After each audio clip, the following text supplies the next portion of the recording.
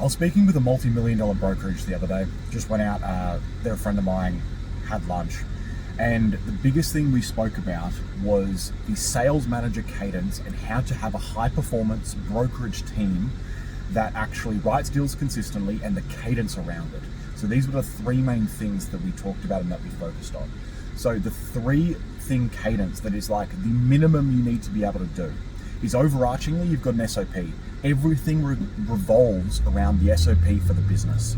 So that you need to make sure you have everything written down from what you're saying to when they say something that you're not expecting, what do you then do? And you decision tree it down from there, but everything needs to be fully written down. But the three main things are, one, every single person who touches the client is considered sales. Doesn't matter if you're a lender and you have credit, because that person still indicates whether you are going to be closing the client because they speak with the client.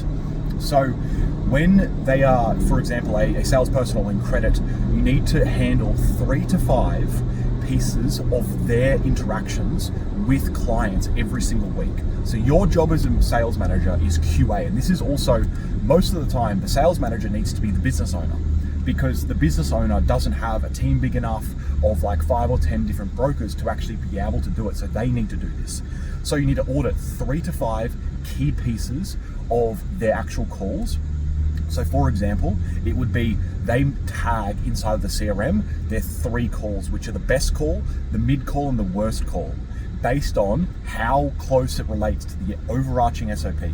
So you then audit those. Then the second aspect of it is you need to meet with the minimum once per week to cover the best, worst, and also middle base call, like the one that's obviously just an average call.